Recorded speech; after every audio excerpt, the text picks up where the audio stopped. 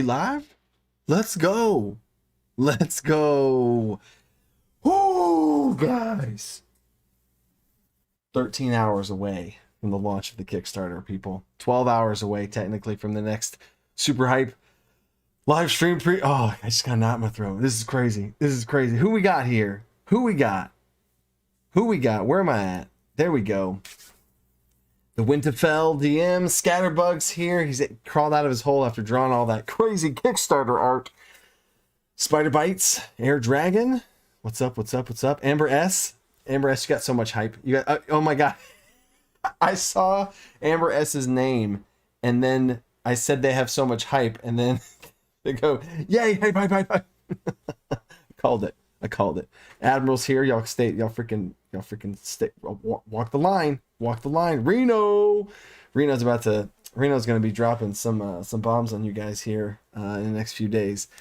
Chimera. Oh, Chimera became actually a YouTube member. Oh, that's what the message is too. What's up? What's up? Air Dragon's hype too. The Silver Walnut. What a cool name. What's up? What's up? What's up? Andrew Penelov. Brain Cell. Lots of people I recognize. Peyton's here. Maybell, Personnel, and then Ava's here, but I don't know if they already dipped out. And it's just a little drive-by because that was a while ago. Whoo! Cisco Disco. Birthday gift. That's right, Cisco Disco. It is your birthday. It feels like a birthday right now. It feels like Christmas morning, but it's like Christmas Eve still. Oh, so yeah. What is up, everybody? What is up? What is up? All right, everything going? Everything's going? Okay, cool.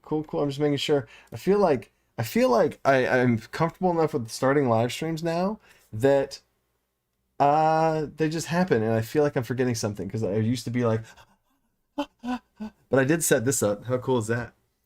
This is a spiral. This is not the book. This is a spiral. If you can see closely, this is a spiral notebook that my wife stole the cover art image of.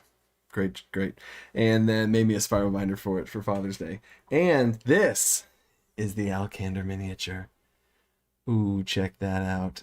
Oh, check that out. Not painted whatsoever, but basically that dude. How cool is that? Ooh. All right. Ooh, Cisco Disco. Rest up. We got a big day tomorrow. Have a good night. And you got a birthday tomorrow. It's a big day. I was... Elbron, do you freeze the milk with the cereal already in it? Wait, who's freezing milk? Who's excited? Wait, freezing milk. I missed something. I had to have missed something.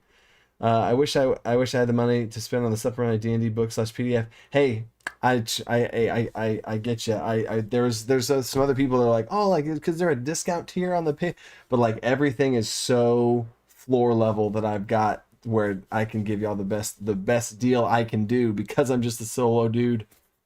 Once we get down the road and like into the future and we're doing all this different type of stuff and we have this whole big thing going and we've been like doing Kickstarters multiple times and I'm doing this full time and everything's all big and going, then I want to try and bring down the price of the tiers to where you can get cheaper stuff and you can get the book for cheaper and I'll even sell it at cost or something. I don't know, but right now, yeah, that's good. That's going to be the dream because right now it's definitely can't do that. Okay, so let's go ahead and get this started, guys.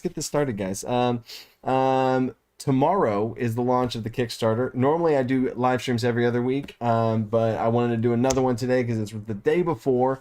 And we'll just talk about whatever y'all want to talk about. So if y'all I like the Q&A structure. I am going to kind of be a little bit more relaxed with it this time, and we'll kind of see we'll see where things go. If y'all have a question about the Kickstarter, I'll talk about that, but by no means is this like a Kickstarter only stream. Only talk about the Kickstarter. So if you have questions about whatever, hashtag question, throw it in the chat and my moderators will grab it up and throw it in there and I'll go through and answer some questions about whatever you guys want. If you have questions about Kickstarter, D&D, YouTube, freaking life, guys. Y'all are family at this point. Oh, let's get the water going. Okay, let me get caught back up in chat. Maybell Personal. He's a hatchling now. That's so cool. I have on my list. I have actually. I'm gonna make sure I put it. I'm gonna make sure it is there. I have a to-do list of lots of things. It's over 200 things long. I could show y'all. But YouTube member overhaul. Yeah, I want to update that stuff. But welcome as a little, you get a little icon next to your name and all that cool stuff. I appreciate the support. That all is what's the many things that all come together to make even something like the Kickstarter possible. Andrew Coronas, ready for tomorrow? That's what's up. That's what's up. No fun allowed. How's my day today? Crazy. Absolutely crazy. I did the last thing of the Kickstarter about an hour ago. I finished the last thing and it's good to go. It's good to go now. It's good to go now.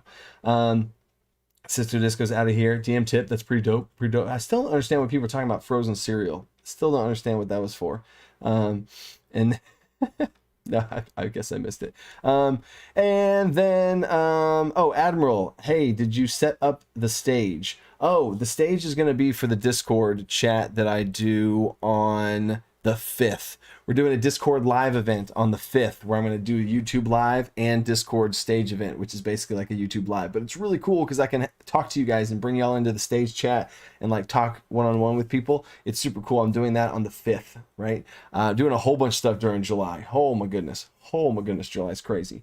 And then there's no fun allowed. How was your day today? Yeah, it's crazy. Scatterbug, what the heck, Scatterbug? Scatterbug's in here.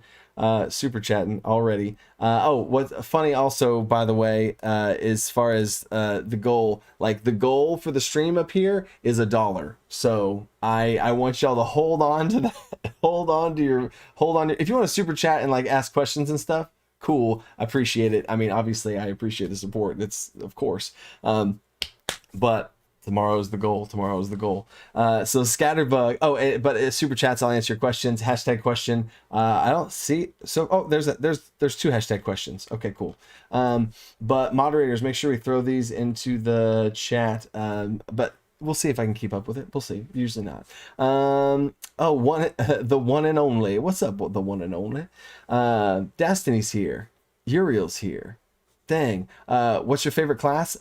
Wild Magic Sorcerer. I could expand on that because one other question that was asked is, oh wait, hold up. Scatterbug had a super chat question. I got see this. Y'all just saw her just then. Y'all saw my brain just swirl around just then. Scatterbug has a question. Thank you, man. Scatterbug's the artist that made most of the Kickstarter stuff, and I'll show you a big Kickstarter thing at the end. I got a little screensaver thing saved for it.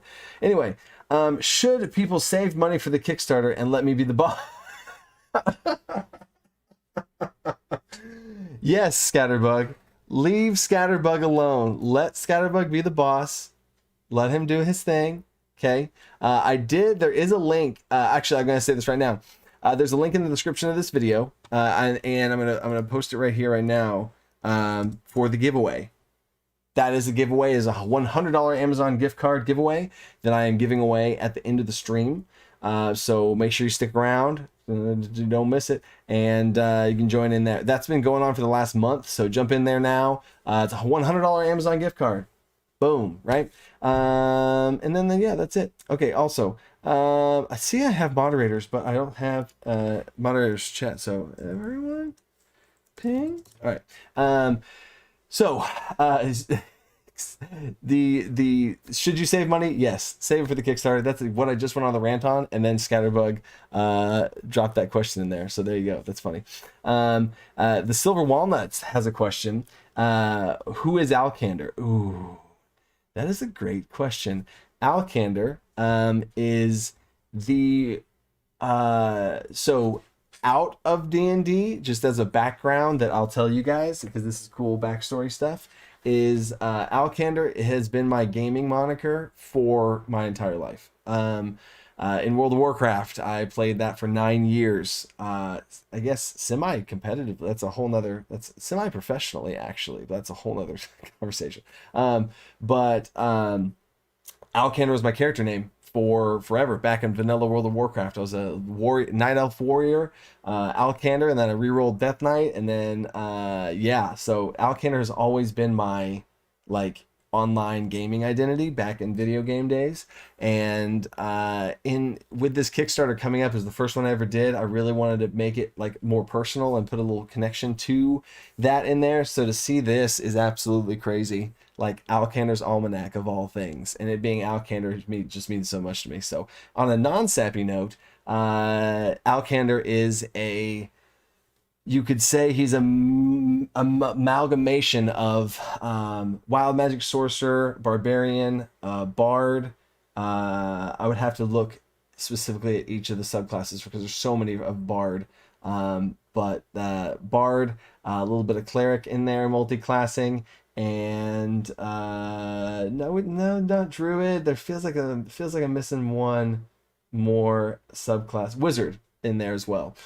So super crazy but that's the spirit of the whole thing. I myself have been a homebrewed multi-class individual for forever. I loved Rubik's cubes, but then I played like sports in high school. I teach math, super nerdy, and then I rode motorcycles and had sports cars and stuff. So I've always been this weird back and forth. I would play a basketball game and then go after the game go home to two of my friends, and we'd play Yu-Gi-Oh and have a Yu-Gi-Oh tournament battles with each other. So that's very much true in the homebrew multi-class of Alcander, and that's where I'm going to leave the lore. Alcander has some lore there, but I want to leave a little bit of mystery there. He is trying to fix the world, and I'll leave it at that. But that's who Alcander is. So and yeah, you're good, Admiral. Admiral's at work. He's literally in the kitchen cooking away, but he's still poking his head in. So anyway, I'm flying solo with no moderators, but that's freaking good, guys. Let's just chat, and I'll see what kind of questions I can get. Namasu, thank you. Can't wait for the Kickstarter. I can't wait either. Crazy. Talon, the guy with my son's name, although technically you have one too many L's. Can't say the whole stream. I'm happy to see. Congratulations, successful Kickstarter. I know it hasn't happened yet, but you know it will. That's what's so crazy. I just gotta knock my throat again when you're just reading that message, because it's like so much has gone into this. So much has gone into this. If y'all only had an idea, because I mean you'll see some. But it's like an iceberg, man. There's so much that goes on behind the scenes. Even people on my own team that have like different sections of stuff they're doing, they're like, oh, what about this? I'm like, there's a lot going on. So, how much would you think it would to make the goal? The goal of the stream was $1. So there's that. The Kickstarter fulfills at $10,000 is the fulfillment goal, right? And yeah, so that's I feel like we'll hit that, but the whole goal is to hit it as fast as possible, because the sooner you hit it, the better it does. Just like YouTube videos, the more views it gets in the first few seconds, algorithms take it higher. The more views it gets in the first hour or whatever. So if it's real slow, then it's going to keep being real slow. But if it's real fast, it could keep contraction and then snowball, and then yeah, that's the whole idea. So all right, let me get caught back up here. Who's Alcander? Listen on Discord. Oh yeah, you're good, Admiral. Okay. Oh, here we go. Sean has a question. Do you have a system you like running TPRTs for young kids? I run games with my 5 to 7-year-olds with basic system. I make up a DC. Yeah. So I mean, honestly, I actually have a video I just released. It flopped miserably. It was an absolute flop. I gave one of my best friends a PlayStation 5. Granted, his wife bought it. I just helped, somebody in the community helped me find one. I paid to get it here, and then his wife bought the thing. I'm not baller enough to buy my friends a PlayStation 5. That's insane. Far from that. So anyway, I did a video on that, and it was D&D Light. So it's just 3 stats, or technically 4 stats. You have strength, dexterity, intelligence, and magic. And you pick you get a +5, a +2, a -2, and a 0. And you put them in your stats, and that's it.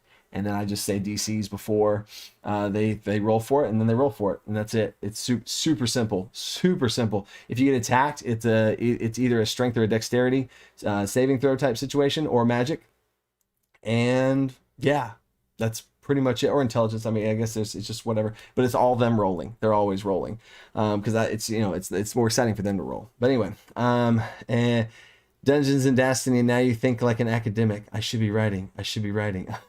Yeah, it's like there's always something to do. So honestly, these live streams is like a little decompression. It's technically still D&D. It's technically still YouTube. It's like the thing, but like this is so relaxing to just to be able to like I can't go work on Kickstarter stuff or go work on videos or the PDFs. I'm doing an overhaul. I'm rebooting the entire patron PDF thing. That's a whole nother conversation. All those things, but it doesn't matter because I'm here with you guys, and that's actually a relaxing thing. So that's at least how I think of it. Oh, I'm starting to fall behind. Okay. Oh, Sean sounds like a good system. Cool. It's super simple. That's the whole idea. That's the whole idea. I'm going to expand on it though, and I'll have a whole thing where I'm thinking about making like a little quick mini PDF. It's like bang. It's like here's the system, like a 1-page D20 system of D&D Light. That's what I'm thinking about it. Anyway, Maybell personal question: is the majority of the book D&D 5e specific, or do you think it could be used for other systems? I'm a TTRG developer, and I've used a lot of your vids for inspiration. Then yes, it's 5e inspired, but it is my version of 5th edition. Would be what I would call it. It's honestly, there's so many people that have, like you said, if you've seen my videos and got inspiration from that, it's the same thing. Rest system, travel systems, different things. And yeah, there's a D20 at its core, but you could totally, the reconciliation of what happens with the rolls and the dice and stuff, you could totally twist that around for a lot of different TTRPGs. So it's definitely, I made it as a open-ended, lots of options type of thing. So that would be, yeah, perfect. Steve Reeney's here. What's up? Looking forward to Raj. Thanks, Chris C. Thanks, Chris C. What are you most, no fun allowed. What are you most excited for people to see from AAOAT? I'm trying to call the acronym for it AAA. Alkender's Almanac of all things. Yes, anyway, what are you excited for people to see the most? Oh man, you know what, my answer to this is going to be in the spirit of the book. I am excited for people to see the thing that they're most excited about. That's going to sounds real cheesy or whatever, but I'm the most excited for people to find the rule in there that is like, oh, perfect for their game, you know. It could be many things because I'm literally doing the whole game, you know, like all 3 pillars. So, and that's the whole point. Because if you think about it, if you have a game system, like even the 5th edition player's handbook, it is one rule system with one set of rules. They do have some rule variants in there. Those speak to me because they're like, oh, hey, here's a rule variant. I wish there was more of those. And that's kind of where I took and literally ran with. I ran with it so far into being an entire book. So that's funny. Let's keep it going here. I'm going to keep trying to catch up here. I'm fairly new to your channel. Oh, Usagui. Hey, I'm fairly new to your channel, but I gotta say I have had a blast watching all your videos. There we go. But do you ever think you will create your own company / TTRPG separate from 5e? Okay. In about the full on answer to that, behind the scenes, I always in these I give away some nuggets in here that I would never say in a video. So yeah, my plan would be next Kickstarter would be a character creation Kickstarter. The Kickstarter after that would be a Planes of Existence, like a setting, campaign setting thing of the Planes of Existence, all the planes, all of them, and then there'd probably be one more. We'll see. It's 3 years from now, so the 4th one I don't know.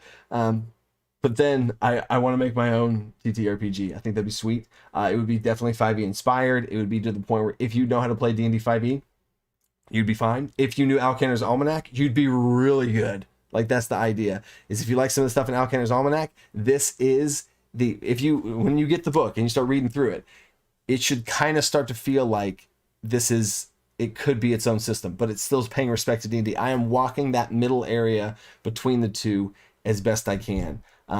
To where I could take my own Alkender's Almanac and turn it into my own TTRPG, but you could apply literally every single thing in there. You can apply to 5th edition, the whole thing. So that is a future thing. But I honestly, I can't do anything like that until I can do this full time. There's just absolutely no way I could make a game system from that. And it also heavily depends on when 6th edition releases. So there's that. Okay, I'm gonna try and get caught up real quick here. So, okay. Andrew Corona, vehicle tips, Mad Max style. Whoo, vehicle tips. Yeah, that's gonna like stagecoaches and stuff is usually where I think I would do some sort of ship rules. You can add like mini game stuff. But yeah, I'm not even that familiar with Mad Max, so I don't know what you mean by Mad Max style. But okay, here we go. Join the crew. Okay, the Nightbot is just spamming different things. That's interesting. So okay, let me keep going here. Okay, I'm not too far away. Let me get caught up with chat.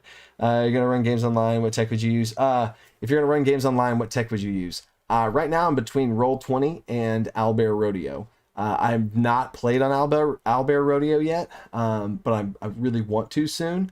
But again, there's just so much Kickstarter stuff. I haven't had time to do it. I am, this is super cool news. I am restarting back up an in-person D&D that's happening in like a couple days. We haven't put a specific, I think next Sunday.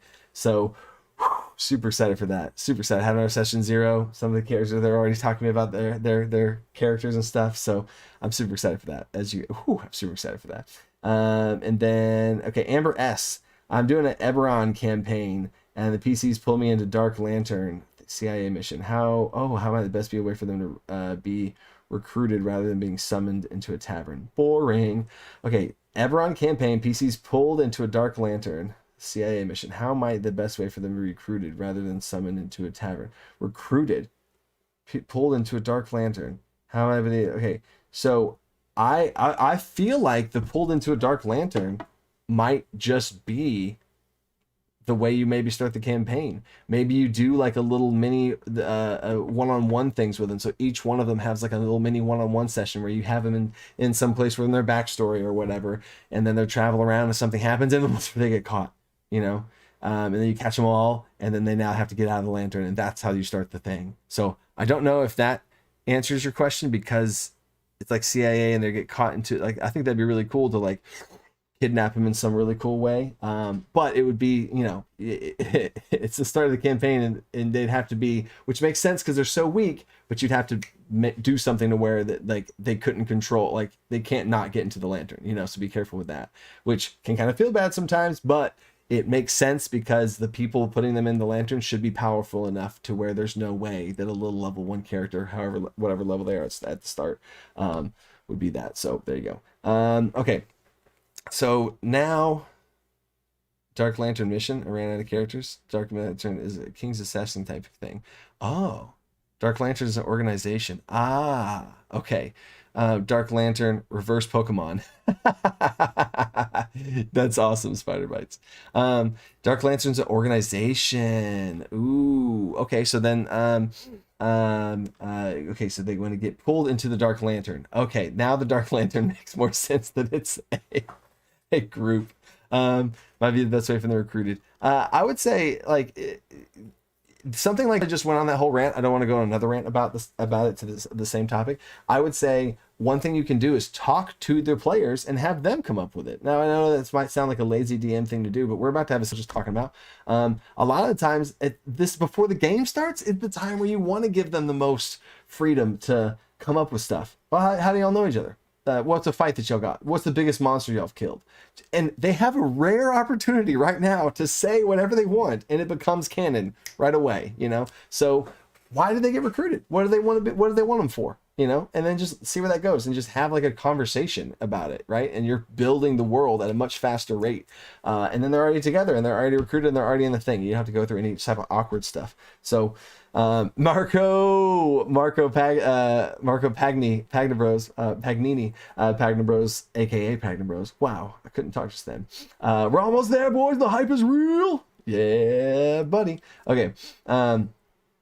Okay. How much do you think you make it to the goal? Okay, coach. Okay, I think I'm catching up now. Oh wow, I was way behind. Okay, not yet. Heavy love though. He's great. Appendix and Alcantar's Almanac, D&D Light. Oh, 1-page appendix. See, I wouldn't put it in that Alcantar's Almanac, the D&D Light situation. I wouldn't put it in there because that's like its own play system that would be completely separate from everything else. And I want it to be a full like experience, a big package deal, you know? Do you make D&D? Oh, Nico Dev, sorry, I'm new to the channel. Do you make D&D content full time? No, but yes. This is a cool new little announcement. I was gonna be telling my patrons this in a couple days, but my wife quit her job because I was able to do this, and how well things have been going. My wife quit her job. She's a stay-at-home mom, and that does help us not have to pay for daycare because daycare is freaking expensive. So it was a risky move still, but we're all in, and she's all in, and now literally we're all in. I also am a teacher. I do teach math at high school level, so I'm basically technically still working two jobs, but actually there's another little layer to that, but I can't say it yet because I can't say it yet. But yeah, so I'm working on it being a full time, but we'll see how this Kickstarter goes. We'll say that. Can't see the whole stream, but have later, Talon. You probably didn't see me say bye to you, but later, Talon. Okay, I got Destiny's question out there. For some reason, time zone, I thought it was today. Oh, there's a lot of people that thought it was today. Takak7. Hello from Brazil. What's up? There's so many. It's so cool to have so many people from all over the world. Just come hang out and talk about D&D. That's so awesome. Appendix and Automatic D&D Light. Nico, welcome. He's good at it. He would love to. Gordon, yeah, you're right. Not yet. He would love to, though. He's great at it. Thanks, man. That's awesome. AAA for AAA release. Okay. Oh, cool. All right, I'm almost caught up now. Nice.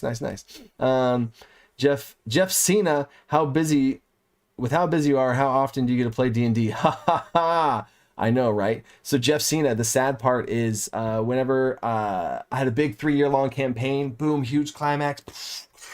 Yeah, and I started the YouTube channel right around that time, and we're gonna fire things back up. And I was like, wait, I gotta get ahead. And I was just struggling to every week. I was editing and filming on my phone, right? And editing the video and cutting the video. I was 100% solo. I had nothing, and I was trying to get ahead. It would take me 3.5 hours to film. It took me even longer to edit. It probably took about 6 to 7 hours, 8 hours to edit a video. And then I was stuttering all over the place. You can see some of the old videos. I probably should take them down. But anyway, yeah, I wanted to get ahead. And then by the time I got to the point where I was like, okay, maybe we can, COVID hit, and then the in-person kind of thing was like, and then online. But then I had a decision to make of like, if I played D&D, and this is the part that, like, I'm not trying to throw a pity party or get sappy, but I had to make a decision of, do I push the channel to the next level, or do I take on another campaign? Because anyone who's dungeon mastered before has any idea what it takes to be a dungeon master, like hours upon hours upon hours. And every hour I spent dungeon mastering and every hour I spent playing, so like 4 or 5 hour sessions, it would be taken away from YouTube. I wouldn't have been able to make the PDFs I make. I wouldn't have been able to make as many videos. I wouldn't have been able to make 2 videos a week. I wouldn't have been able to do this Kickstarter most likely. So I had to bite that bullet, and I have not played D&D for like like a year. It's been crazy. Now I have played little mini fun sessions here, and like up at the school we had little mini campaigns that we were running, and I tried it every way I can. I did little one shots and stuff, but I've not ran a campaign. Right, so I've played D&D and and D&D Light a bunch with some of the stuff that I've shown there, but I have not had a full-blown campaign. But like I said, starting it back up over the summer, so that should be fun, and we'll see how that goes. But hopefully with some adjustments that I've made, and we'll see how well things go. I've brought on more people to have a team help me now. There's literally a full-blown team, the Dungeon Company, that helps out so much to be able to do all of these things and have more time to where I can play, and then eventually I'll stream me playing and all that kind of stuff too. So there is that big question there. So Argentina, that's what's up. It takes action from Argentina. Oh, Nico's from Argentina. Latin America representation. Heck yeah. I just watched a video interview with JoJo about being a professional DM. I've always wondered about it. I'm honestly too scared to start. Any advice on how to break the ice? Do one group. Don't do it at first. Don't do it to the point where it's your full-time job and you just go all in like that. No. Do it as a little side gig that you have one group, or you make a post on Facebook. That's what they said they did. Make a post on Facebook and see what happens. And people will bite. Especially have it be like $10. If I was doing it, I'd be like $10 to play. It'd be super. That's pretty cheap, right? $10 to go play some D&D. Heck yeah. with a DM, yeah, so instead of not playing, yeah, people will pay that. And then just run in one group, see how that goes, and it's literally go from there. You will not, even if it bombs and you fail, you'll never see those people again. You know, so just do it. Literally, just do it. That's the best advice I had even for YouTube. Is I wasn't ready to start a YouTube channel. There's no way. But I literally watched one video as I'm like researching how to be a YouTuber. I literally watched one video, and this guy, I wish I could go back and find that video. This guy was like, just start, just do it. Like, you're not waiting and preparing and planning. It's not, no, just start. You will learn the best and you'll grow the most if you just shut up and start. So I was like, okay, here we go. So, and then my wife also told me she was pregnant. So I was like, here we go. I gotta start now. So, woohoo. And then not sure I need the book. I don't get to play often, much less DM, but I really appreciate your approach to analyzing rules and homebrews. So I'll back it just to show support. Oh, Sean, thanks, Sean. And honestly, Sean, I am making the book also in as best as way as I could for players too, just to. There's going to be tips in there for role players. There's going to be different things in there to open up different parts of the game. Bring it to your dungeon master. Read through it and see what speaks to you, and offer it up to your dungeon master. Let them like go through it as a group and pick and choose some things. Put little sticky notes in the book and highlight different sections. I think this would be cool for us. I think this would be cool for us. For certain groups, it'll be different, and that's the whole point. So I really do appreciate that. That's awesome that you still want to support. Gossiping Goblins. Loved seeing your journey and seeing the dream of your coming to fruition. Yeah, it's yeah, you've been there for a long time, man. Thanks, dude. Marco has a question. Why is purple your favorite color? Honestly, looking at myself in this camera feed right now, it is a lot of purple. Oh, that's funny. That's funny. My favorite color is red for my whole life. I feel like I was like in the closet about being purple, and like my favorite color being purple. I always thought purple was cool. I always thought purple was cool, but I was like, oh no, it's red. Oh no, it's red. And like, you know, like when you're so used to something for so long, it just is that way. But then literally when I started the channel, I was like, no, just purple. I'm all in. The channel was gonna be red. Like when I was going through stuff, and like the little dragon icon, if y'all remember the first dragon icon I had, it was red. It was a red dragon. And I was like, I'm purple, dude. I'm purple. Let's go. So then bang, getting purple. Now we got a purple dragon. How cool is that? Andrew Watson, good to see you killing it, coach. Keep it up. Thanks, dude. Thanks, my guy. Squams, there is a Subaru in my town with a bumper sticker. Will DM for food. What a great bumper sticker. I need to get, oh, a bumper sticker. I was thinking a license plate. I was like, that's long for a license plate. What have you done? It's the person's name. I'm guessing when he says Mad Max vehicles, is basically saying crazy, spiky fire spitting machines of death. Ooh, yeah, that could be some dwarven steampunk craziness there. Oh wow, I am way behind. Oh no. Okay, it just jumped on me. Okay. Character limits. Okay, I'm gonna try and get completely caught up with you guys. Actual Dark Lantern. Okay, see that's what I'm talking about. Everybody's oh, thanks Brandon. Love your videos. Thanks, dude. Congratulations on your wife being able to quit. Let's make something. Appreciate it. Oh, and then my wife's in the chat. She stayed home with our son Talon. He's 1, but he just freaking slit his hand open because kids are crazy, and he started walking at 8 months, and he's running all over the place like a madman. All summer's off now. No kidding. Every teacher too. Amber as the teacher. That's awesome. Oh, here we go. Sergeant Slaughter question. I'm looking for an interesting way to instantly level up only one of my players. How would you go about this? A special item, mini quest, something else? That's really cool. I've done the deck of many things before. And one of the players pulled a card that had him instantly level up. And that was cool. Like, let him level up. That was awesome. Personally, to answer your question though, I would have it be something story based. I wouldn't necessarily, maybe if it's an item, it would be an item that was rewarded upon completion of some sort of thing. It is a huge task to do, to be able to have this thing, and it would either be someone who extremely deserves it and the group would feel good about it, or the group has to choose someone right? And they have to choose someone to get some sort of cool ability. And honestly, the type of stuff that I would do is I would have, if I had 4 players, I would have something really badass to give to each of the 4 of them. And that would be the cool thing they get. Like, just off the top of my head, let's say there's not a druid in the group. If there was a druid in the group, I would not do this. This is another thing about Homebrew. It's specific to who is in your group. So assuming there's not a druid in the group, I would have one of the players have some sort of quest that they go on, and the reward is some boon that lets them be able to shapeshift and have 2 charges of wild shape. Now they can wild shape like a druid. How crazy is that? The other player gets to level up. Cool. Another player gets some cantrips that they're able to cast always now, and maybe they have no access to magic, and then now they can cast it's a barbarian, and they can pick cantrips, and constitution is their spellcasting modifier for those cantrips if there's any type of save required. And you just go through and you give them something that's super awesome. And then now that one player is not on a pedestal, but there's that. I've ran campaigns where I love experience gain.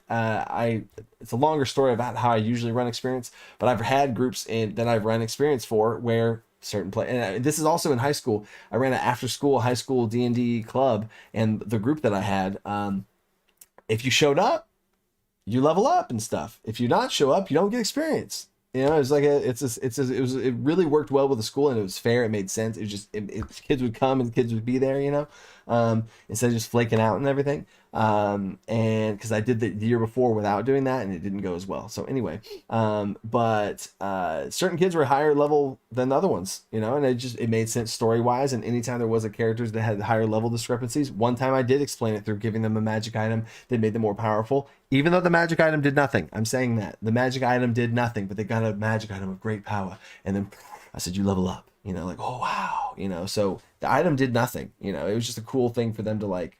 Now I told them, if you lose that magic item, you're going to lose a level. And they're like, oh my gosh. So there's different stuff you can do with all that kind of stuff. Stars and Slaughter. Okay, cool. And keep going. 65 views, 33 likes. Pump up the likes. Thanks, Chimera. My wife's still in the chat. That's fun. Thanks, babe. Thanks for supporting through. Oh, did I miss a super chat? Ava? Oh my gosh, I'm okay. There's so many people now. Okay, I'm gonna have to start going through faster. The real Sarah Bjorken's the real MVP. I mean, shoot, she's the woman behind the scenes. So yeah, she's huge. And that's another thing, is her being a stay-at-home mom is going to help so much with other things, instead of having to come home and get ready and do the dishes and this and get ready for the next day of school, but take Talon to daycare and then set up the food and get all the stuff. It's all good. She's freaking a champion, and she's like, during the day I've been able to actually like do YouTube stuff the entire time and get all the stuff ready for Kickstarter. There's zero chance I would be able to be ready for the Kickstarter if it wasn't for her. So yes, 100% MVP right there. Oh wait, no, that all right. I'm caught up there now. Gotta pay the pizza tax here. Pizza tax? What? Argentina has pizza tax?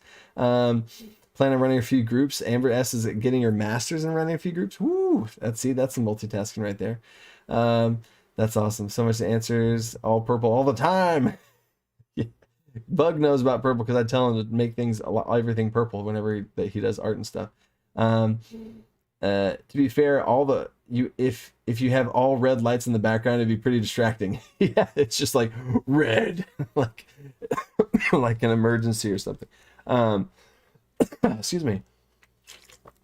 Wait, is Alcander an ancestor of Barney? Oh no, Chimera. I gotta delete that comment. Can I remove that comment? Put user in timeout. No. Alcander is not an ancestor of Barney, okay? Barney isn't even canon. Purple dragons come from a red dragon. Purple dragons come from when a red dragon and a blue dragon love each other very much. And I'll stop there. Rashid, for only 6 people watching, it's amazing how active your community is. I'm so glad to be becoming a part of it. Dude, welcome, Rashid. I've been posting your content everywhere because of how awesome your content is. You bring literally, Rashid, that's what I'm talking about. Like, there's no way that the channel would have grown as fast as it had or continue to grow like it has been, etc., if it wasn't for literally people like you. doing exactly the thing to make it happen. So like it's like YouTube only can do so much for me, because why would YouTube show my video when it can show one of the big dogs videos and it gets more views and more all this other stuff, right? So it's definitely a snowball type of effect. So the people, you sharing something with some friends of yours, that's huge, right? That would be like YouTube finding people in but you're telling your friends it's going to mean more coming from them than it does their YouTube feed. So I appreciate it. I really do. I kind of went on a little rant just then, but I appreciate it. Oh, what's up, Mr. King Awesome? Website signed up for an announcement. Looks like with support can you give price levels and what we might get pledged ahead of time? Yes, Patrick, I got, in about 5 minutes I'm going to do the giveaway, and I'm going to do a live showing of the full-blown Kickstarter. So boom, I got you covered. Ava with the $12 super chat. No wonder Ava was here, but then now, oh my God, Scatterbuck's here. I'm still behind. Sarah just keeps you alive so you can keep doing this stuff. No big deal. Yeah, she you keeps me alive. I'm like you gotta eat, you gotta drink. Oh yeah, yep. Scatterbug slaying, yeah, as usual. God bless Ava. Oh my God, Marco wants to see Sarah in my wife in a one-shot session with Coach's DM. Oh man, that's happened before. She has played before. She was a homebrew self-exploding druid that it's her shapeshift forms exploded when she died, or when she left this form, it would explode. That's a whole nother story. Yumi's place. Thank you for see, it's hot off the press, guys. Hot off the press. It's coming in hot, just like that. Okay. Yumi's place, new to the channel. Thank you for the $10 super chat. I'm digging it. Luckily, I enjoy the color purple very much. That's awesome. It's cool to see all the different purple stuff people do. You know, like they do all this like the purple emojis and the purple hearts and stuff. So that's awesome. Cisco Disco, I'm back with the earbuds, multitasking, hanging out with a fan while tuning in. That's awesome, Cisco Disco. That's just hanging out, chilling, relaxing, all cool. I think there's some Fresh Prince's blood in there. I was accidentally about to say it, and I just went for it. Scott, Igor from Dark Tower, just came out of this chat. What product are you selling? What? So I just came out of this chat. Oh, I am not necessarily. Well, I guess I'm not selling a product right now. This is the Kickstarter launch for Alcantar's Almanac of all things. The Kickstarter that comes out tomorrow. So it's just that's came up because people have talked about it for sure. But that's what I'm talking about. My first Kickstarter ever. Oh God, the nuts in my throat's back. Oh God. Sarah, my wife said that she would be the worst D&D player ever. Her creativity is definitely inside the box. Okay, I'm gonna say this about my wife. She underestimates her creativity all the time. And I would say this about everybody. Anyone that says like, oh, I'm not that creative, you are restricting yourself more than your creativity, right? Because I have seen my wife do some creative stuff more and more over the years, because I feel like she's just like putting the walls down to being like, oh, like you don't have to be next level creative. So many things in D&D happen from not the most like mind-blowing creative things. They just say what they think, you know, they just do, and then stuff happens. So heck yeah. And okay, and then Scatterbug super chat again. Ava is still the boss. Are you trying to kill Ava? Whoa. Okay, chat just updated. Barney the dinosaur, what's happening? Hi everybody. Joe Cherry's here. Platinum's in the house. Thank God I'm not too late. What's up, Joe Cherry? Come be a part of the crew. What's up, bud? Glad to see you're still awesome as ever. Thanks, Lathier. Thanks, Lath. Still as awesome as ever. I'm trying. Yo, Pyrotechnic, I'm about to go DM my D&D game. Have fun, y'all. Have fun on the live stream. Go, don't kill him. I was gonna say go kill it, as in kill it like DMing, not your players, but you get the idea. Yumi's place with another $10 super chat. Need some extra artwork for your project? Hit me up. I work for the best price. Free. Yumi's place. Go to Discord. Yumi's Place. Go to Discord. There is in my Discord community, there is a channel called Dungeon Company. Go to the art reaction roll and react to the art roll, and you'll join the JV art crew, and would love to see your stuff in there. JV art crew, they just draw stuff that's needed, and then as you've shown yourself and like oh wow, you can consistently make style, and then you get to varsity, and then you get tips based on your trying to like pay people for some of the art they make, because and eventually scale it up to the pro art crew, which actually is full-blown commissions, but that's something that I'm working on, trying to be more professional. So anyway, I'd love to see your art, dude.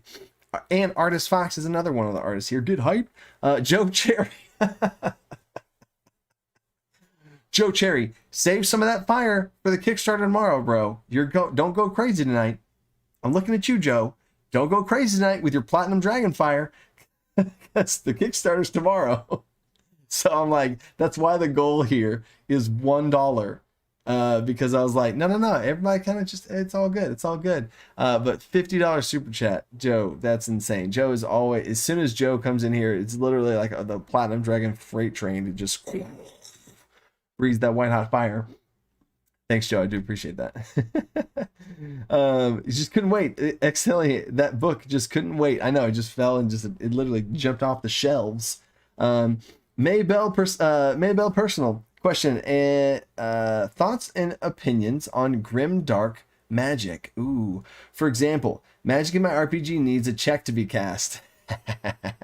And if you crit fail, you could gain a permanent affliction mutation like armor, tumor, scanner, magic bolts. Whoo! Maybell. All right. I don't know if you're on TikTok, Maybell. I don't know if you're on TikTok, but if you are on TikTok, it is the only place that I have released my it's TikTok. It's seconds worth of a freaking video. But I gave my 2-second rundown of my of my magic system. So if the chat is interested in me going into my version of magic, like how I run a magic casting, I will, but I would need to see some sort of like chat thing, because I don't want to dive into my magic system and everyone's like, oh gosh, that's way out, because it's out there. It's a out there homebrew. Admittedly, I'm afraid to make a video about it because I feel like people will be like, that's crazy, the Dungeon Coast lost his mind. But anyway, I love player facing roles. Player facing just means that the player's the ones making the rolls. So like if you cast magic instead of the dungeon master making a save, right? Like, oh, I'm casting, like this is a great example. I think disintegrate. I was going disintegration ray, whatever. Disintegrate is an insane spell. It's insane, but the target has to make a dexterity saving throw, right? So it's like, and then I have to make the saving throw, and whenever I succeed, I take no damage, right? Because it's an all or nothing, right? So that feels bad because it's behind the screen. A lot of times for disintegrate, if I roll disintegrate, I'll just roll it out in front of the screen because it's that epic of a thing. But that's like a workaround. Like I would rather the player have to make, so just off the top of my head, if I were to homebrew disintegrate, you have to make a spell attack at -5, like a spell attack -5 on the target, and if you hit, disintegrate hits, or a spell attack at disadvantage if you want to make it like that. But player facing rolls are awesome because the player rolls it and they live and die literally with their rolls, not like, oh, it's like, succeed, fail, and like, you know what I'm saying? So I really like player facing rolls. So my magic system is 100% player facing. So I love the thing. Now, mutations and alterations and stuff like that, yeah, I love that. I would reference my lingering injuries table that's coming out in the Kickstarter. It's going to be in there, but don't be too punishing to the point where their character becomes like unplayable or not fun to play anymore because they have this like thing they don't want to have, you know what I mean? Don't make it too intrusive. Make it bad, but not too intrusively bad, like encroaching on their characters like body and stuff. But anyway, evening to all. Joe Cherry comes in and just says evening. Amani question. Do you ever experience burnout? I haven't been able to DM a game in 4 months. Neither do I want to play in the campaign that I'm in. Oh, so you're saying you haven't been able to DM because you're like burnt out. I haven't experienced burnout because I think not because it's just I'm immune to it, but it's because I'm very careful to do some of these things. I talked about this in, oh no, actually it's coming out with me and Luke Hart's collaboration on the 4th, no, the 6th of July. A lot of videos coming out during July. Kickstarter, oh, hype. Mr. Rex collaboration is coming out in 4 days with Mr. freaking Rex, 750,000 subscriber YouTube. Yeah, that guy. We did a collaboration together. Crazy. Anyway, have you so to not experience burnout? Put things in the game that are fun.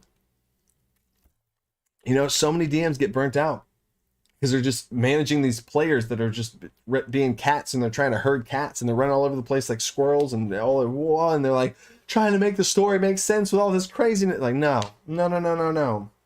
Like, have your world have consequences that if they, you know what I'm saying? Like your world should be able to fight back against things that are going too crazy, especially if it's going like so far into a realm of territory that's not fun for you anymore and stuff. Like a good example that I have given before is my players are on the way to a the only time I'd felt any kind of burnout at all, the closest time, and I wouldn't even say this was burnout. On a scale of 1 to 10, 10 being burnout, I'd say I was like at a 4 or something like that. You know what I mean? It was like, oh man, I think it was also because Monster Hunter World just came out.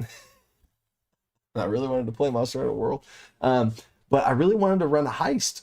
So I was like, all right, they were on their way to a brand new city, and I was like, they had to meet up with a contact, but the contact that they'd meet up for, it was one of the things, like they had to do a favor for him, and it was going to be a heist, and they had to break in somewhere and steal something. So super awesome. But anyway, I hope that answers your question. Oh gosh, I'm behind again. Oh god, I'm behind again. How many people are here? I don't even know how many people are here. Oh, and we gotta do the giveaway, guys. Oh, 78. No wonder. Okay, so it's a little. That's why I'm falling behind. Discord link. Any of my videos go to the disc. Oh, actually, I could probably just do this. Invite people. Hidden. Use copy button. Copy. Okay. There's the Discord invite. I'm also going to post the giveaway. There's a giveaway invite right here, or a giveaway link. Go to the giveaway.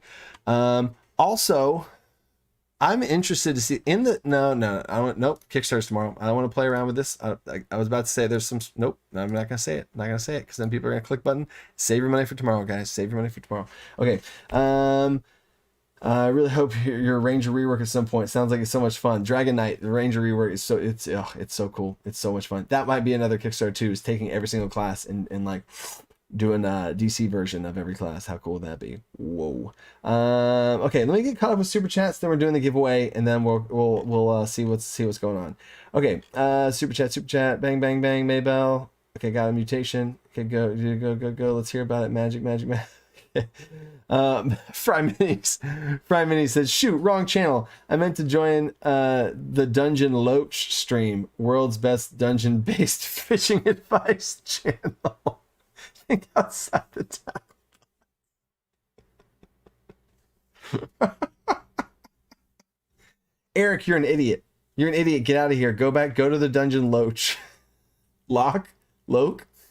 Like Loch Ness Mon? I don't even know. That's actually really good. I'm glad I didn't play Dark Alliance with you, because you probably would just make funny jokes like that, and I'd be laughing the whole time.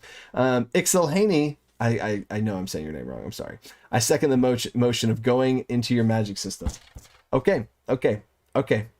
Collaborating with the DM layer again. Yes, I will go into my magic system. Please do the magic system. Okay, cool. Okay, cool. Here's what they don't tell you about the dungeon coach. Zelhane, there we go. Zelhane, that's funny. Here's what they don't tell you about the dungeon coach. That's always what his videos are titled. That's so funny. Talking with him, like whenever we did the thing together in the video, it was so crazy because whenever I was talking to him, it was like the same voice I'd heard in videos for years. It was like he'd talk and he has a certain cadence whenever he talks. I was like, oh, this is crazy in my head the whole time. Oh, that's funny. Okay. I'm going to do the giveaway after I go into the magic system. So I'm going to go through the magic system. I'm doing the giveaway, and then I'll do a flyby of the Kickstarter. And that's it, guys. So here we go. Buckle up. The 2-second, guys. I'm going to give the super quick rundown of this magic system that I use. I love it. I absolutely love it. Here's some of the reasons why I do it. Shout out goes to Professor Dungeoncraft.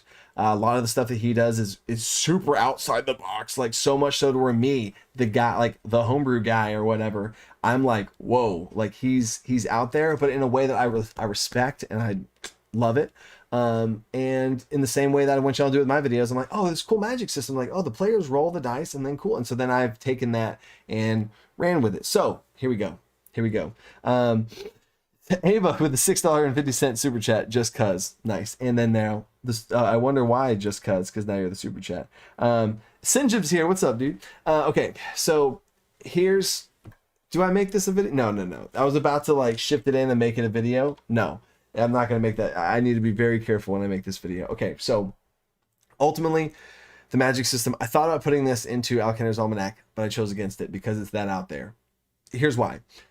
I hate in spell casting in D&D 5th edition, I hate spell slots. They don't make sense. It was one of the first things I heard about the game. I was like, what? That's how magic works? So I can cast spells, but as soon as I've used up my spell slots, I just straight up can't anymore. I'm not like worse at casting fireball, or it could go wrong, or like dangerous type, push the limits type thing. I just straight up can't, and you can only do cantrips. It feels bad, feels real bad, right? And then it also feels bad when you're doing role play stuff or exploration stuff or social encounter stuff and doing other things that aren't combat, and a player uses an ability, a spell, I'll say, they use a spell and burn a spell slot outside of combat, and now that spell slot's gone. That feels real bad. But they have the magic to be able to do that, you know what I mean? Sometimes it's like find the path or locate object or something like that. But like if a player has fly, or if a player, I don't know, there's just times when players are afraid to cast their spells because they're waiting for the combat, and then the other pillars of D&D get suffer because they're not casting their spells because spell slots. I don't know. I just it never makes sense, right? Spell slots kind of make sense when you think of it as having the energy to use magic, right? I totally see that. But here's my problem. Let's say I am level 5 and I just got a fireball spell, and I have my level 1, I have all my level 1 spell slots, all my level 2 spell slots, and I have my level 3 spell slot. I cast fireball. Now I can't cast fireball anymore. I have plenty of magic in the tank. First level, second level, like, but I just can't cast fireball. Oh, because it's so difficult. And so I get it. And that's the thing, is anytime somebody defends spell slots, I feel like it's just like, oh, the spell slot system is there, so we need to make sure to explain the lore around it. And then like the 10th level spells were restricted, and then they all are in, I don't know. So I feel like once you cast fireball, your fuel tank's not empty. Once you're like physically, oh god, the book's flying off the shelf again. Once you when you're a fighter or a barbarian and you're swinging your sword, you just keep swinging it, and you get exhausted and you're just so tired, and oh my god, it's like when you cast spells and you cast fireball, I feel like you could still cast fireball and have something happen and like push yourself to the limit, right? In Alkender's Almanac, there will be an overcasting spell system. Yeah, okay. Hold, you're a madman. Oh god, see, this is what I'm talking about. Y'all, oh, it's just too much, so much spell points. Yeah, I've seen spell points before. But still not as big of a fan of that, because you can run like, okay, anyway. So there is an overcharge system in Alkender's Almanac that's going to be in this thing. It's not this magic system I'm about to say, but it is coming. And then the other thing it doesn't make sense for is if I am a high level character, level 20 barbarian attacking a goblin, I have to make an attack roll. A level 20 barbarian has to make an attack roll against the goblin, you know what I'm saying, to try and hit him. Yeah, okay. So that makes sense. The barbarian rolls a d20 to see if he hits or not. Stay with me on this. This is me explaining the magic system now. So here we go. A level 20 barbarian has to roll a d20 to hit the... here we go. Oh, we're going full explanation mode now. Check it out. I'm going to get a big d12 and a big d20. Here we are. A d12, d20, right? A barbarian has to make an attack roll to see if they hit or not. And then once they do, or not, they roll a d12 to see how much damage they do, see how well this hit that just landed went, right? Why do spellcasters casting a 9th level spell have it happen perfectly every time? Magic is not perfect. Magic is not perfect in any way, shape, or form. Magic is crazy. It's unstable. Oh my God. And sure, if there's lore that has been presented to where magic works every time, and like that's just lore explaining the spell slots.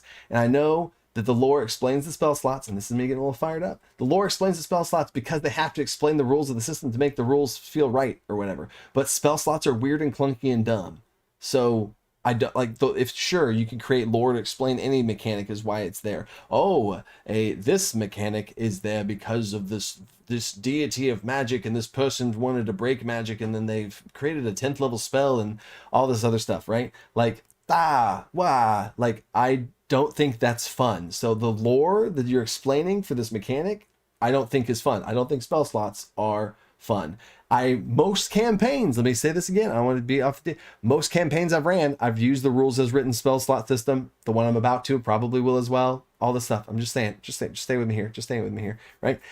So magic to me is exotic. It's you gotta control. Casting a 9th level spell should almost rip your body apart. That's crazy, right? Unless, oh God, it's ripping the. Okay, we're just gonna keep this here for now. So not to get into this. Okay, all right. I don't see it. Don't want to go off on tangent. All right. So barbarians make an attack roll. See if it hits or not. If it hits, they roll for damage and see how well the damage goes. So spellcasters in my system, they roll a d20. I call it a spark check, and they see if the magic happens or not, right?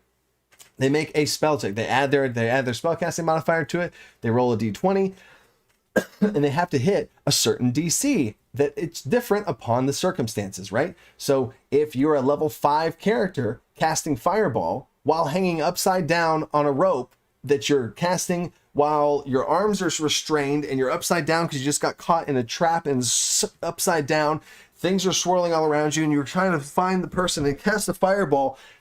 You really? That's perfect. You're going to perfectly cast that every time. Your hands are going to go in the right positions, even if, let's say you're not restrained.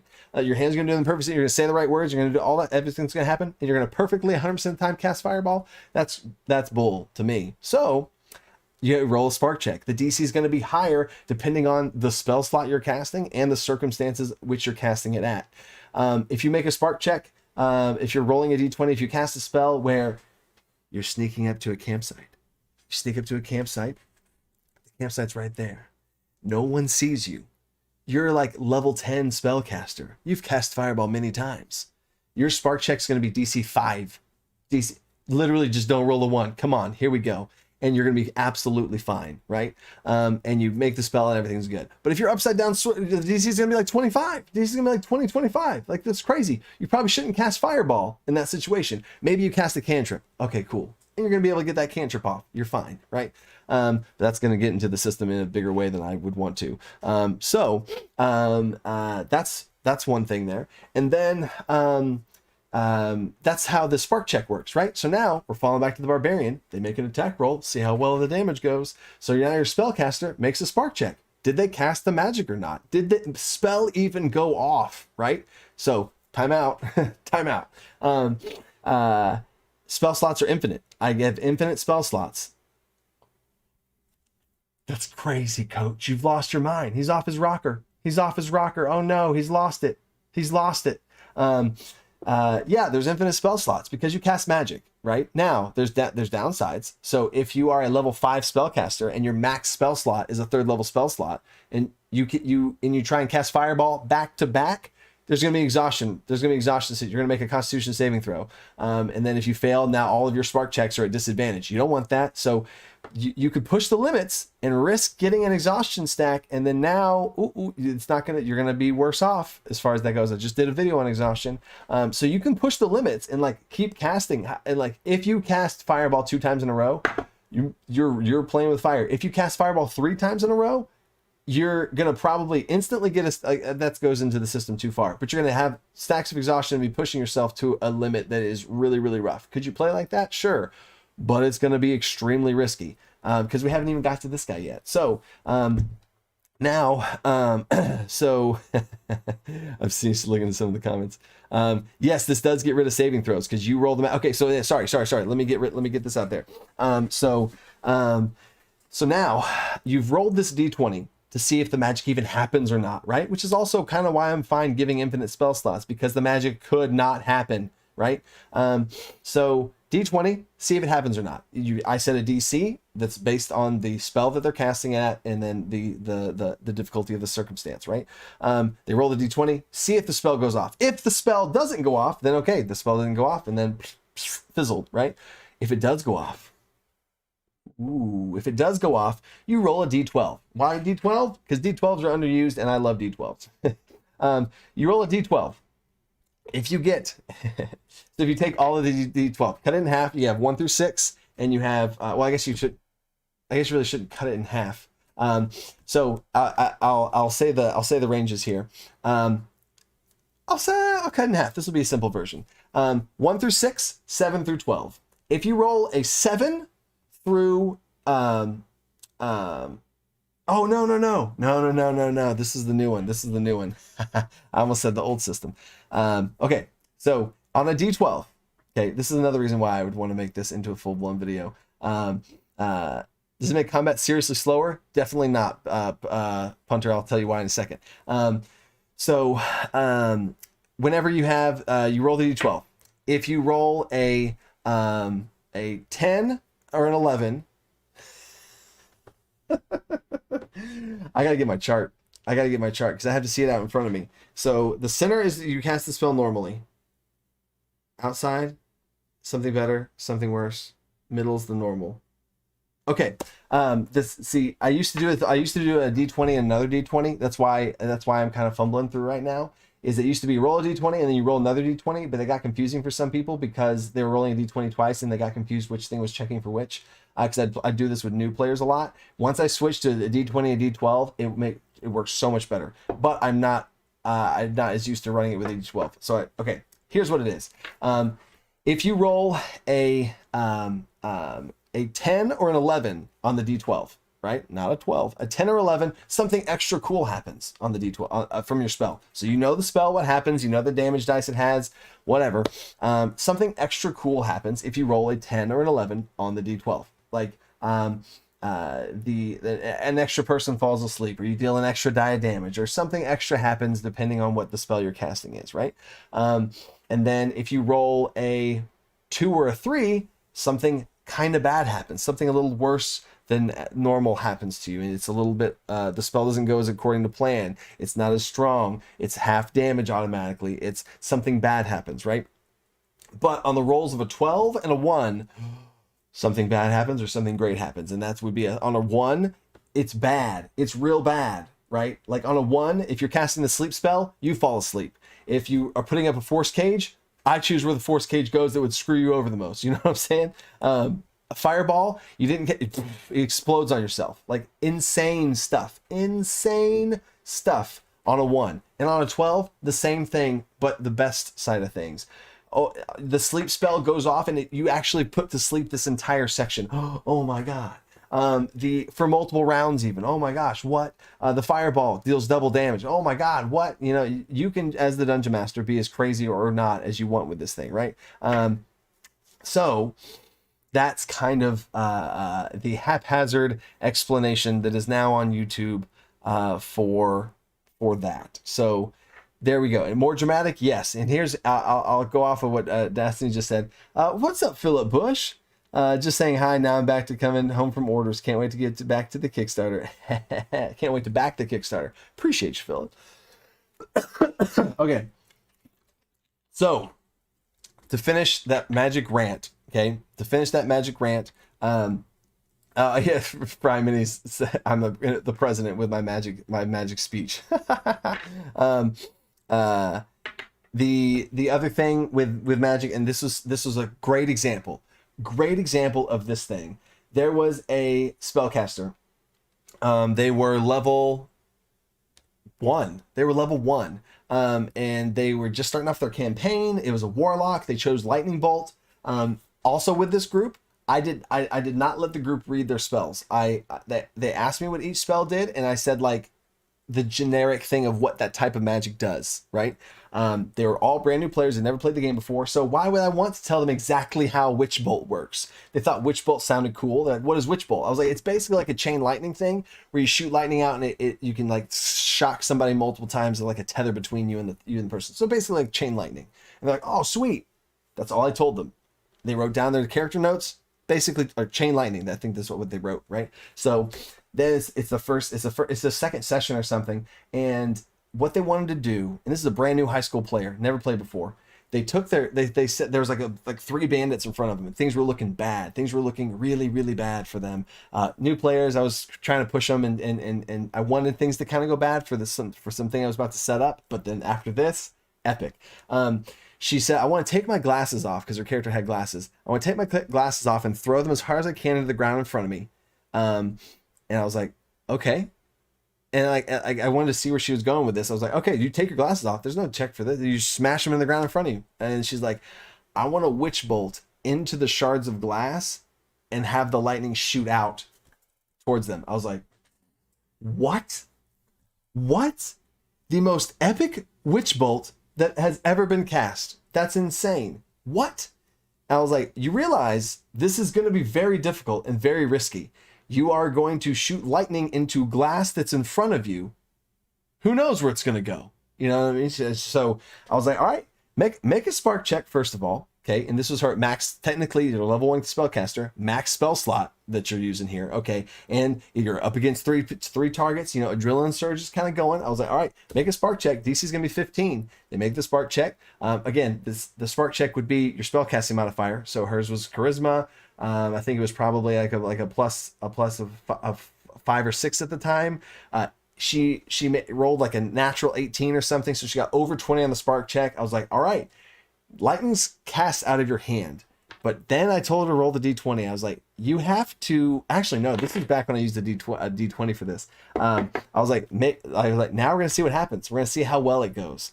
Anything 5 or lower, it's not good. If you roll a natural 1 on this, you're gonna go unconscious from your own lightning damage, and it's gonna be bad, right? And then she casts the spell, it goes off, and she rolls the d20, natural 20.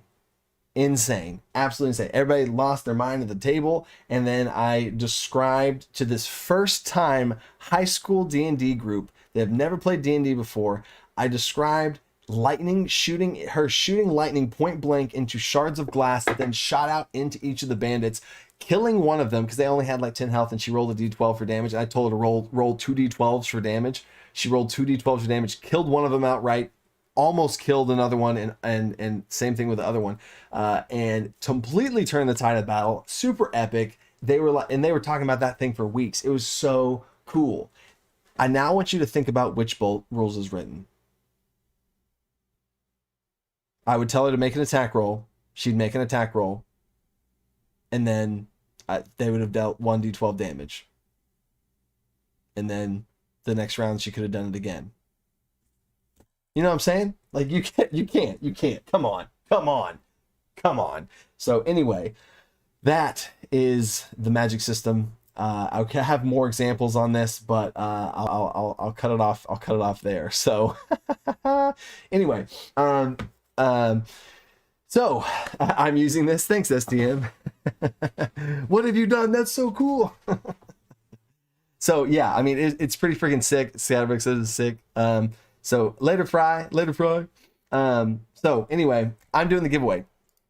I'm pulling the trigger on the giveaway, winners for the giveaway, and then I'm showing y'all I got carried away. It's already past 9. Draw winners. Here we go. Draw winners. 1 winner. Amazon gift card. Anytime. 1 winner.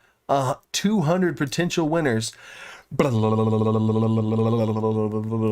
my drum roll.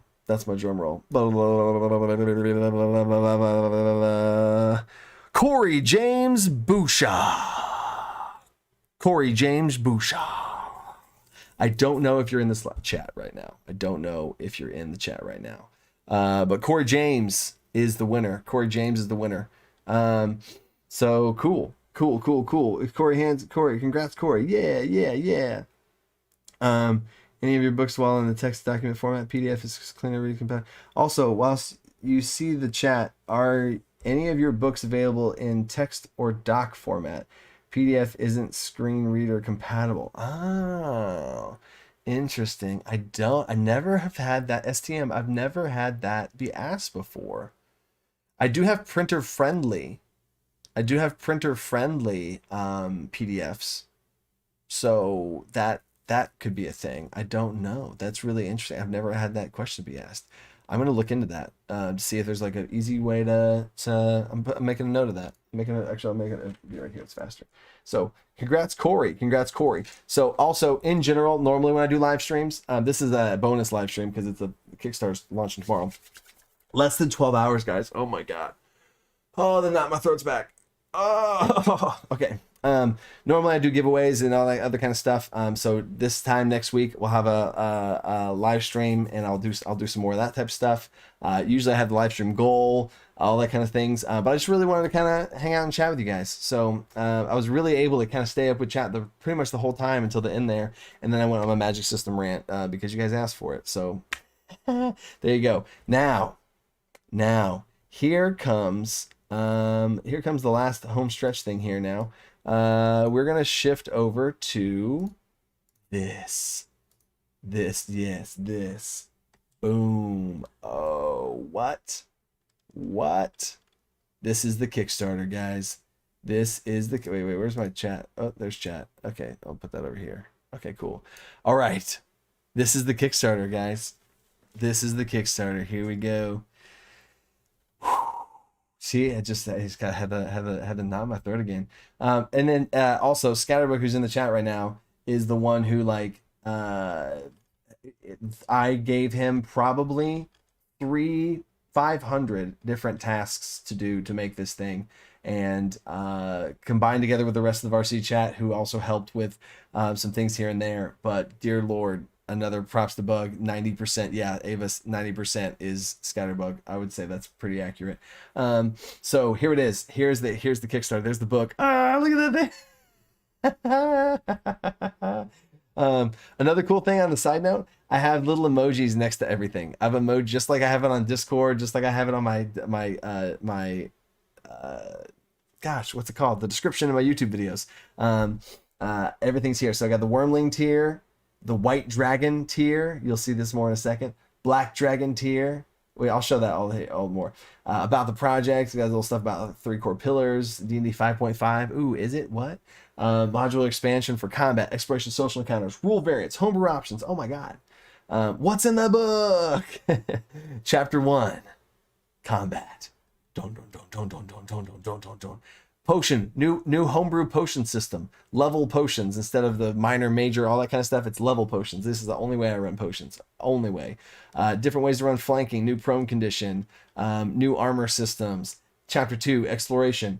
So much stuff on exploration, travel, rest, downtime, social encounters, different mechanics to inspire role play and ways to run off social encounters. Tons of stretch goals, which I'll show in a second. This is a sick skill challenge, like a water rapid skill challenge. Super cool. 5e compatible, like y'all had a question for. Is it 5e compatible? 100% yes.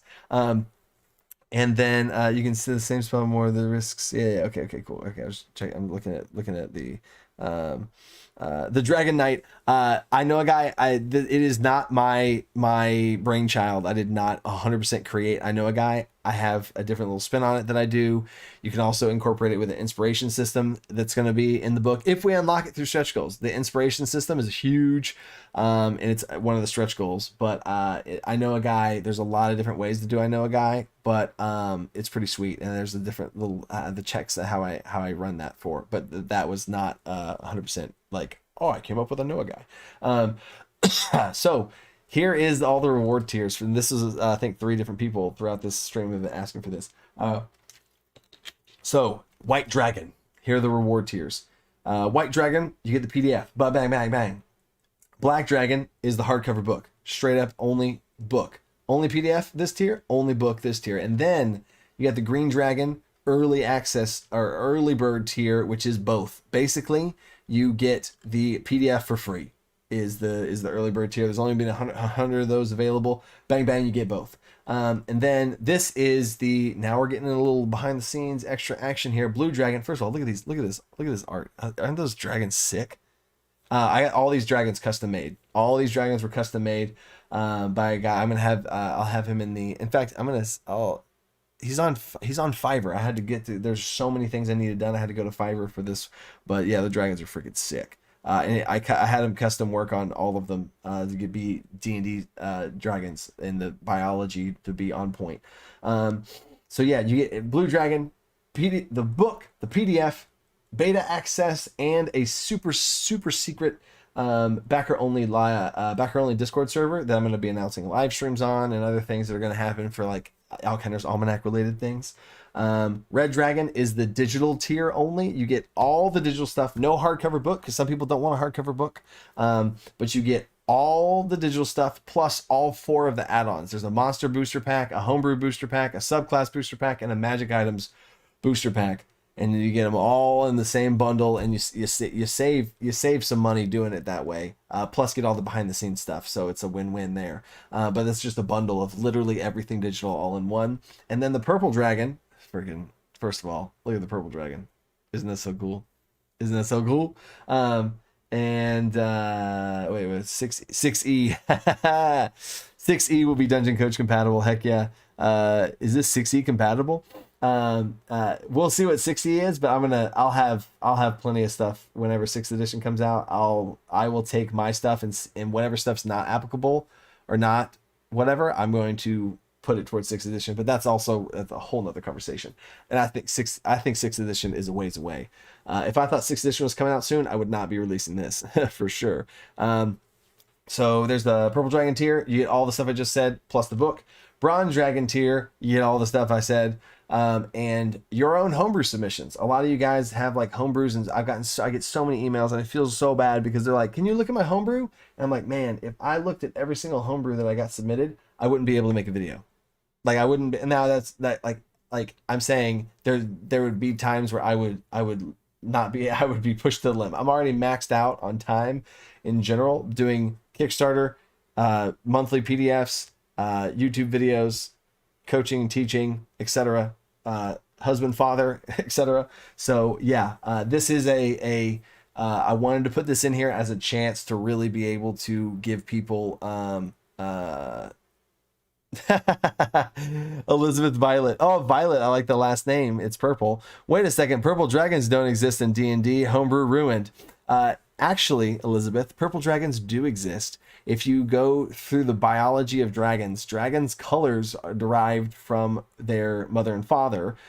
In general, the color, the traits, or the breath weapon, I guess, is from the older of the two. Whoever's the older between the mother and the father, it is that is the breath weapon, right? So technically, my purple dragon in my channel banner and everything like that, the dad in some sort of hierarchy, or sorry, the older of the two was a red dragon, and that passed on the fire breath from the red dragon. And the color scheme is a mix of both. It could be a red and blue dragon from them breeding together, or it could be a purple dragon. What? And amethyst dragons, gem dragons, purple worms. Ooh, interesting. Spider bites. And then the silver dragon is basically the bronze dragon, but your homebrew submission is going to be one-on-one time. We'll do like a half-hour D&D homebrew brainstorm sesh with your own homebrew or whatever you want to talk about. That's the whole thing. But now we're getting into crazy territory, and then this is everything plus a flash drive with every single PDF that I've ever made on it, up to the point of when I release it. So every PDF that I release for basically the entirety of 2+ years will be on a flash drive. Custom dice I'm getting made with liquid cores. It's gonna be super cool. T-shirt that my wife's making, and an Alkender miniature that I showed at the beginning of the stream. Bang bang. Whoa. Anyway, so there's the deal, guys. Yeah, and then you got add-ons, and there's the different add-ons, stretch goals. We'll see it happens. We'll see what happens. Got mass combat on here, spell duels, crafting, and then I have more stretch goals, but I don't want to put them on there because, like, you know, yeah, I don't want to like go nuts with stretch goals and then like we only get 100, which even the only 100 would be amazing. So that's why I don't want to, you know, load that up. And here's a cool little fancy chart to see what everything gets and everything. And I got a whole long video on here. It's 8 minutes long about going into full depth of the Kickstarter. Why back the book, shipping and logistics. Shipping's charged afterwards because Kickstarter doesn't do the shipping. BackerKit does the shipping. So there's that. Meet the team. Here's all the like super next level captains that I have on the dungeon company. And then, which there's a lot of little funny little jokes in there too. And then there's all the stuff, risks and challenges, all the stuff. Bang, bang, bang, bang, boom. Okay. Whoo. That's it. That's it.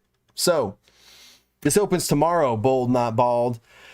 Tomorrow, less than 12 hours from now, it is on. So here we go.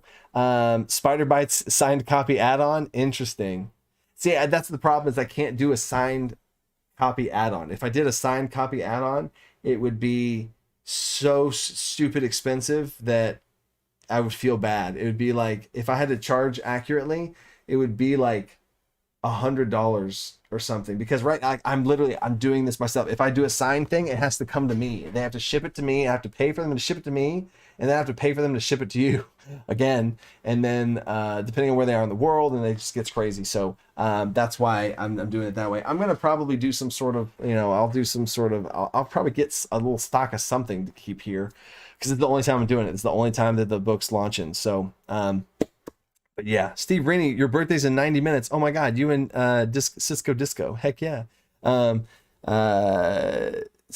to mention the signed book mentioned in the merch tier. What? Forgot to mention the sign. Oh, yeah. The gold dragons.